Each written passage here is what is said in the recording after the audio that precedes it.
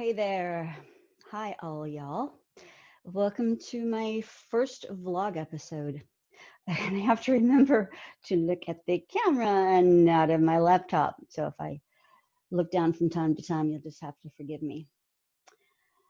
I'm going to be doing these, I hope on a regular basis. I'm hoping it's a daily thing. I feel like I have a lot to say. If you've known me for a while, you know I've always had a lot to say and that I'm not afraid to say it, whether I'm typing it out or talking it out.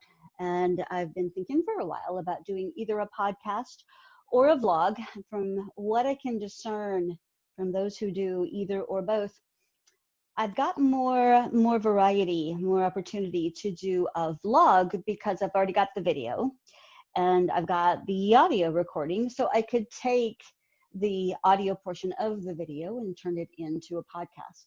But you can't take a podcast and add video. You know, I could have, I don't know, dancing cat images or something else. And just fair warning, there are 3 of the feline variety who inhabit this space, so they may be showing up from time to time. There's Leonardo de Pussy, who's a white ragdoll, and then there's baby cat, who is the female ragdoll, and then there is the stray cat become domestic cat, Krishna, the black cat that followed me home a few months ago.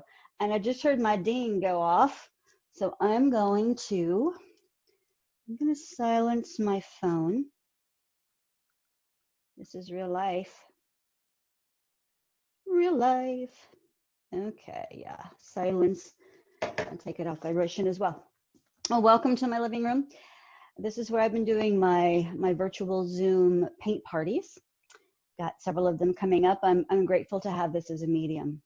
So grateful to have it. I've got a really nice webcam up there that you're looking at me through. Hiya. And a couple of full spectrum lights over there, plus other lighting. And then this is the backside of the living room. And this is the normally cat fur covered red velvet couch. And I don't even know why people who have cats have red velvet couches, because mohair, you know, mohair than you want everywhere. That's what I'm calling it anyway, mohair. So I wanted to talk today, the first day of June in the year 2020, the year of hindsight, which if you play with words a little bit, and I do play with words a lot, hindsight means what? Anal eyes, the year in which we analyze everything. God, thinking back to January, it felt like 2020 was going to be this epic year, a whole new decade.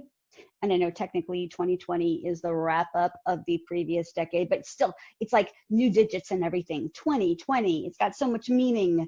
It was the year my 7th child was going to graduate from high school, and it just felt fresh and new and exciting when I turned that calendar page, and it felt, you know, kind of new for a little bit and like it was positive. And then, oh my gosh, you know, there's this potential virus coming from China, but you know, there's always the pandemic of the year threat, right? The H1N1, the SARS, the Ebola, the whatever that looks like it's going to be a big deal and then turns out not to be. Only this one turned out to be pretty significant. Yeah, I felt it creeping up. So by the end of February, it was pretty clear we were not going to get out of this one unscathed. And I knew I had to shut down my business in March, going out into wineries, breweries, restaurants, schools, retirement centers, community centers, and teaching people how to paint. I love doing that. It's one of my passions. And I'm all about the passions. I love, well, if I had to hone down my life mission, my soul's purpose for this lifetime, I would say it's to assist and inspire others to see and be who they really are, their absolute truth about who they are, to get through the conditionings and the trauma and the woundings and the the put-upons by others, the acquiescing to try to please other people or to fit into a mold or to try to be something that we're not, all of that stuff just gone so that everybody can see and be who they really, truly are. Heart, soul, gut level, truth. I love truth. Truth is my thing. And meaning and passion and purpose. These are all my things. So whether I'm teaching an art class or I'm doing a hypnotherapy session or I'm doing improvisational theater or I'm doing public speaking or I'm sitting in front of people talking to you with a webcam or I'm just having a conversation with you in my head, or you're stuck in line with me at Walmart and we start talking about the dog food brand and we get into some pretty deep esoteric stuff just because I've got 3 minutes to kill. I'm pretty much always going to be trying to inspire people to see and be who they are. And then to have the courage, the audacious, unapologetic, curiosity and courage to live that out. Because, you know, curiosity, that's a powerful weapon. Yeah. They say, and I believe they mean it, whoever this they is, right? They, the great and nebulous they, like this group of people who sits around and says stuff all the time that's quote worthy. I would like to be hired by them so I can sit around all day and say stuff and get paid. But anyway, they say that fear and excitement feel the same in the body because, you know, a feeling is really a sensation. So this sensation it's like a tight grip in the gut, you know, and sometimes a fluttery butterfly feeling. That sensation feels the same whether it's excitement or fear, just the raw sensation of it. And the only thing that makes it different is what the brain declares, concludes, decides, defines it to be. The brain says, oh, that's fear. Oh, we're scared. We better get ready for something. Or the brain says, ooh, that's excitement. We better get ready for something. See? It's the same sensation, but the brain, who likes to think it's in charge, comes up with what it is. What if we just got curious? Ooh, there's that feeling, that kind of grippy thing, that kind of butterfly thing. What if we just got curious about what that might be? It might be fear. It might be excitement. But instead of feeling it and going to the automatic, I'm scared. What if we went to, ooh, I'm excited? What if we did that? Just to see what happens. And there is, you know, a lot of things to feel fear about. We feel fear about the unknown, and there's a shit ton of unknowns right now. Have you noticed? So we don't know what's going to happen with this virus. We don't know whether there's going to be a second deadly wave like every other virus in the history of humanity. We don't know whether or not we're going to build up immunity and antibodies that keep us safe from getting it again. Or is it like the flu where it comes back again every year and sometimes you get it and sometimes you don't? And sometimes you die and sometimes you don't. We don't know a lot. We know less than we think we know. And the more we know, the more we realize we don't know, generally speaking. And we don't know what's going to happen with this election. Will it be fair? Will it be equitable? Will it be invaded by Russian bots? And that's a thing, not a conspiracy theory thing, but like a real thing. Watch The Great Hack on Netflix if you want to see what the thing did 4 years ago in the 2016 election. Yeah, there's a lot of unknowns. We don't know what's going to happen to each of us. I mean, we never really know, right? So this has sort of brought out revelation of the reality that life is uncertain and it's unfair and it's unknown. And, you know, courage is a love affair with the unknown. And boy, howdy, do we have the opportunity right now to have a royal love affair with the unknown. We've all got the opportunity to be pretty stinking courageous and curious.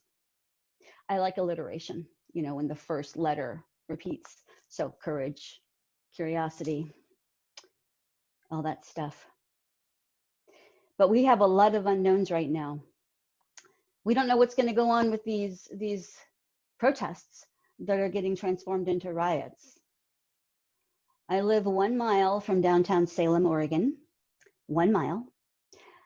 This is supposed to be day 3, evening 3 of the riots that have happened downtown. And so far, they've been primarily peaceful. There's always those few instigators who show up, who turn the whole thing from a protest about inequity into something that can turn violent, possibly even deadly. I don't know who's behind it all. I don't know who's showing up in all of these places. It depends on who you believe, I suppose, and the media that you trust, or at least let yourself get brainwashed by. I've personally, intentionally, not watched television since 2001. I lived in Washington, D.C. at the time, or in the shadow of the Beltway. I lived in Fairfax County, Virginia. And 9/11 happened. And it was pretty scary. Talk about unknown. We didn't know who was doing what was targeted next. I couldn't get a hold of my then husband, now ex-husband, for several hours. I knew he was headed down for Washington, D.C. His territory included many of the federal buildings. He sold office equipment and would often be at the State Department or the White House or the Pentagon or one of the embassies. And he was on his way. And for hours, I didn't know where he was.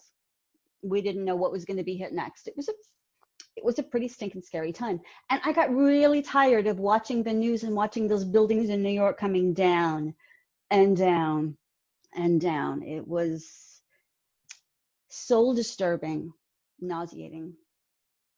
So I turned off the TV for my own sanity. We kept paying for cable for months. Back then it was $40 a month. Can you imagine that? $40 a month for all the cable you can handle, including SpongeBob, my children's obsession, and HGTV, which is my obsession at the time. But I gave all that up because I didn't want to be brainwashed with what was going on TV. And I haven't watched it since. And I don't think I've missed anything of importance, y'all. I listen to NPR when I'm in the car, and I haven't done that much lately. I've had the same tank of gas for 3 months now. It gets me to and from the grocery store, which I refer to as my near-death experiences. I've gone 3, maybe 4 times since early March. Yeah. Take your life into your own hands when you go into a Walmart among all the unmasked people, but I shall not get sidetracked by that. You know, I wanted to talk about racism, and maybe I'll turn this into a couple of vlog episodes, because racism deserves its own focus.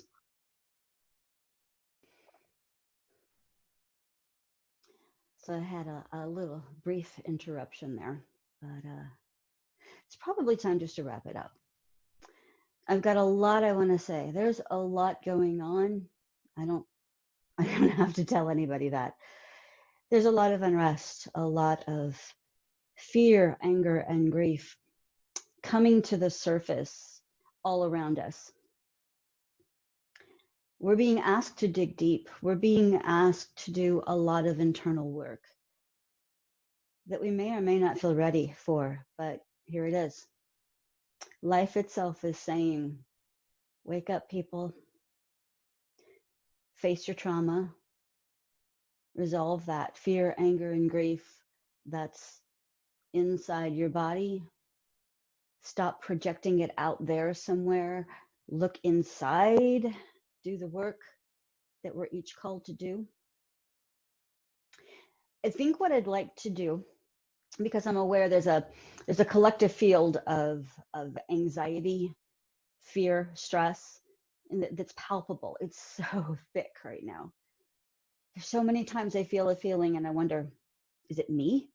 Is it someone else? Is it the collective? Is it this life? Is it a past life? Whatever. But if it's here now, I need to feel it here now. If it's come to me, if it arises, then I'm being called upon to process it by just feeling it, not thinking about it, not telling a story about it, not denying it, not numbing it out, not repressing it, not all of the go-tos.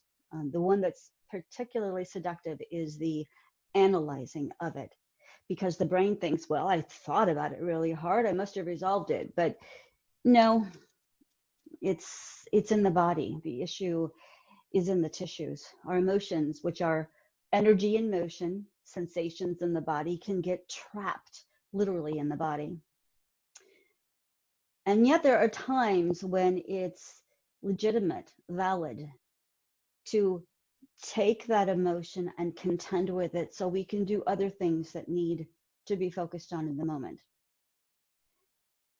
But we have to honor our bodies too. So what I'd like to do is to offer you a trick, a tool out of my toolbox, something I've accumulated over the years that helps me, that I'm hoping will help you. So I'm going to describe it, and then I'm going to do it with you, and hopefully I don't get jumped upon by any cats. So the process, it's to calm the vagus nerve and to relax the parasympathetic nervous system, which can get us into that triple threat of fight, freeze, and or fawn, which is another one of those.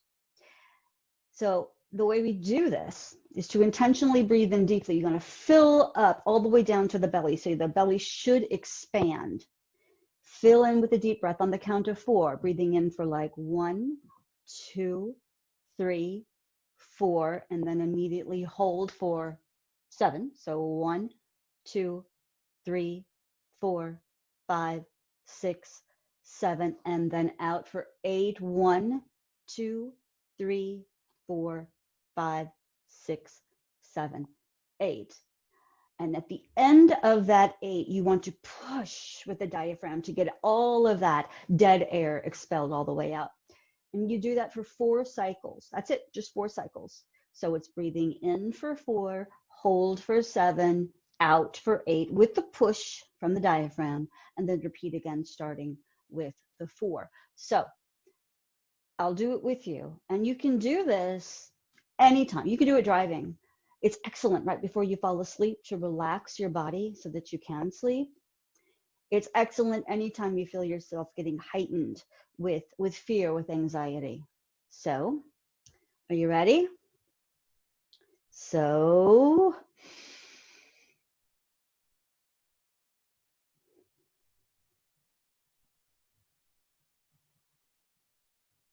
and out.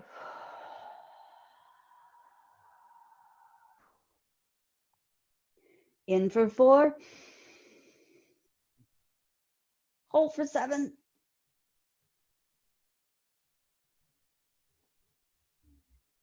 Out for 8.